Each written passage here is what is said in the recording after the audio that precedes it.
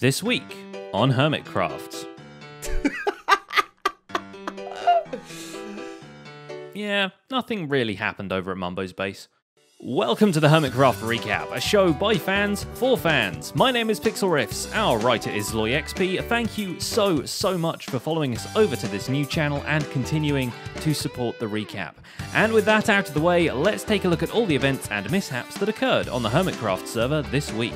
Beginning with Joe Hills, who embarks on an epic quest for Cactus while explaining about half the canon of J.R.R. Tolkien. Sauron is a big ol' has-been. Nobody cares about Sauron. Gandalf is like the only person that possibly cares about Sauron. And he's all running around trying to stop Sauron from coming back into power. Dude, nobody's worried about Sauron. Guy's dead.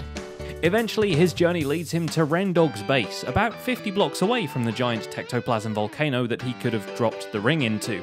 Once he's there and back again, he lays a path on the approach to Ravenloft, because you want something for your party to stray from and get eaten by wolves before they even reach the castle. Joe probably could have used a tour of Ren's base, which might be why Ren provides one for the milestone episode number 70. If, like Joe, you're wondering what the beehive on a stick is, this is the episode for you. For everyone else, there's the episode before that, in which Ren and Iskall finally do something about the peninsula which connects their two islands, by which we mean they blow it up. And for good measure, they blow up Iskall's half-finished rubber duck, and Rendog's entire inventory. My items are around here, dude. What are you doing? He was down here somewhere. What are you doing? He was down here. No, no, no, no, no, no. Oh, not that. You almost died again. What are you doing?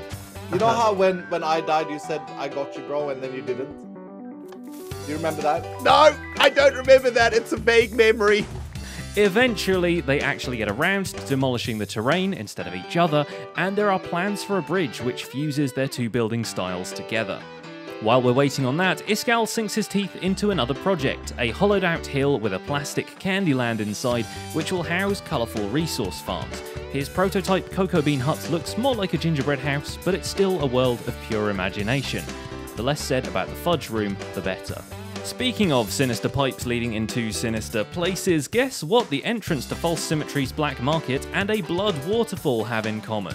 But it does work. Look, I'm gonna run through it. Whee! And I sort of hit the block a little bit, but that's fine. It works. It does its job. Overall, False has planned 3 secret passages into the place, and with how violent this one turned out, it's no wonder she's outsourced the other 2 to Mumbo's door shop. The black market itself is now equipped with 2 more sinister businesses, an organ shop, or to quote Zombie Cleo, a mystery meat vendor, and, much scarier, a dentist's office. In much more cultured endeavours, the Hobbit side of False's Island grows several more houses, humble by themselves, but in a group they're a force to be reckoned with. Plus, there's some fancy community service from her once she decides this is, after all, her circus and her monkeys. So the community district finally has a nether side entrance designed in the same circus tent theme as the district itself. Be ignoring him by accident. Right, okay, we can block that one in then. But that's only one.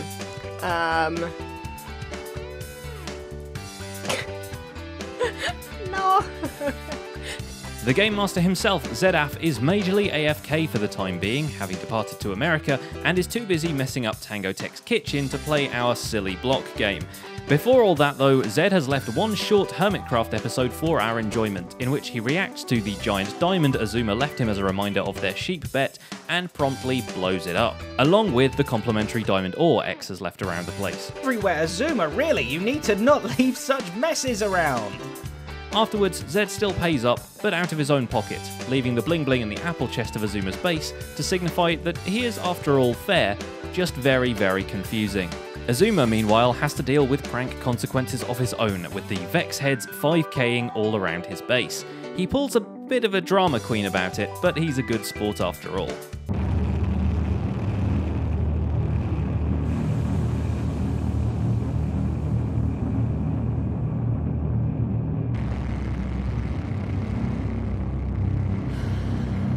Seriously, X, it's a helicopter and a rocket ship. No need to pull out Kevin MacLeod's horror soundtrack.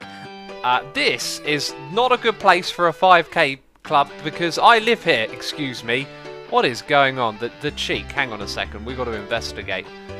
In his own twisted way of revenge, X comes to Scar's base and cleans up his shulker boxes, even sorts around the items inside. The horror.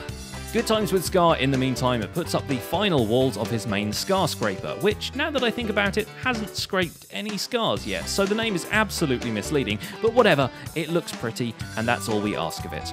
In a bit of good news, Scar won't have to pay for the garage door he ordered from Mumbo the other day, having very much beaten Mumbo at his own game. The game being the parkour challenge the Redstoner had left for him earlier, done in 20 seconds no less. That is pretty much twice as fast as Mumbo beat it originally. All that jumping around high places experience must have come in handy. Awesome. All the way across, beautiful. Making good progress, hitting the targets, around the ladder trap, all the way up onto the pedestal. Very nice, very nice. Up to here, hit the ladder, nice. Okay, this is it. This is the big one. Okay, come on. Oh, bam, 20 seconds, we did it.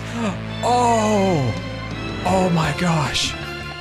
Oh, oh man, that is nerve-wracking. I just have spent so much time here and almost dying.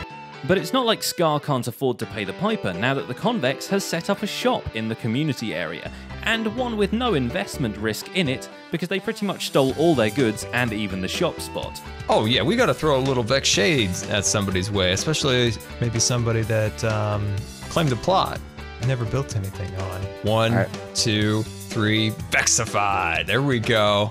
Plus, to complete the criminal trifecta, they order Iskall to kill his best friend Rendog for ignoring the ConVex too much. Ah, the wonders of capitalism. That's fine. Yeah, it's fine. It's fine. Yeah. This is something the ConVex would do, maybe? Yeah, we eat people. Okay. Do you ever wonder where the NHO went? I mean, come on. In a nice tribute to redundancy, Cubfan tears down the Guardian Temple he once spent a time-lapse moving to the surface. The logic is flawless. It has no Guardians to temple, so temple it shall not. The last Guardian from it, swiftly renamed Garden Ramsey, is later moved to Cub's base as a relic and memorabilia. Unfortunately, Cub forgets to pop it out of the minecart before dropping him into the new aquarium, so he has to spend like half an episode trying to get him out without killing the Guardian or himself. I wonder what Garden Ramsey has to say about this. What are you? An idiot sandwich. Thankfully, no sponge has been dropped that day, and Garden now peacefully resides in the miniature Prismarine temple next to the island, from which you can still hear him screaming that the chicken is overcooked. But Cub's ultimate accomplishment this week is, of course, the grand beginning of Llama Land, an attraction ride to be built in the community area for reasons known to Cub and Cub only. That B-dubs he ate earlier must have finally kicked in. It was at first an idea floated by BOO back when the NHO was playing on the server, and here is a great infographic that was made. The epicness of Llama Land is too much for Cub alone to handle though, so he invites Impulse to tag along with the caravan. In exchange, Cub helps Impulse to name tag the freshly ascended citizens of Atlantis with a handful of quirky names, including half a dozen references to the Flintstones, which is ironic because they couldn't be further from bedrock. Oh yeah, right. Standing upside down, yep. There you go. The rest of Impulse's villager population is a little bit more down to earth, but only because they're part of his patron appreciation club in the temple. The same could be true of Python, who's adopted the slightly more gruesome method of collecting his patrons' heads and displaying them on armor stands, but at least he's put them in a fancy decorated room of his mansion where the authorities won't find them.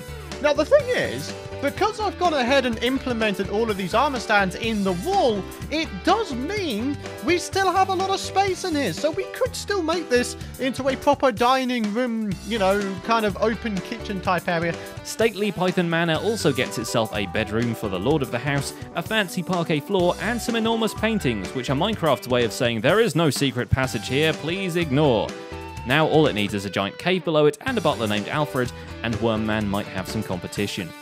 The not-so-secret passages inside TFC's fort walls are getting fancier by the day, and this week he shines a light on the interior with some end rods, because who needs torches when you're farming chorus fruit and bits of blaze?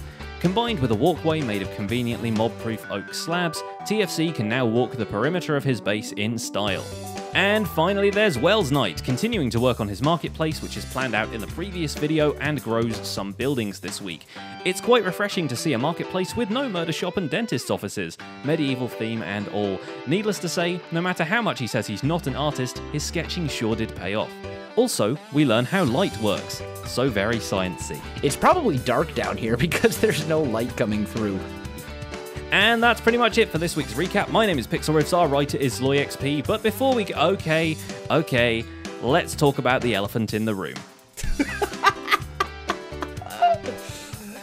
Or rather, the elephant in the base. Having fully committed to re-nicknaming the server's resident spoon Dumbo, Iskall seals the deal by building an enormous mustachioed elephant over the Guardian farm at Mumbo's base. We presume the mustache is mostly there so that the Disney lawyers don't come knocking at Iskall's door. But Mumbo enjoys it so much, he doesn't even think about taking it down, so for all we know, it's actually still there. I mean, at some point when we take this thing down, I feel like we should move it to another area of the base. Maybe create like a little floating island off over somewhere and then place him on it. That might be something that's worth doing. He's got other projects on his plate, which this week includes building Ilmango's 160,000 cobblestone per hour generator because he felt like crashing the server again. Well, it's not like stone grows on trees. After a couple of mishaps with the TNT duplicator, it works, and it works so well he has to overcompensate by building an enormous storage unit to gather it all up. The whole endeavour has him visiting his own tree farm, Cubvan's slime farm, and Tango's iron farm just to get the supplies he needs, so it's sort of like a greatest hits album for farms on the server with a tacked on new release at the end. And that's just about it for this week's recap. Our writer is LoyXP, and my name is PixelRiffs. Don't forget to leave a like while you're still here, and subscribe so you won't miss future recaps. Thanks for watching, and we'll see you next week.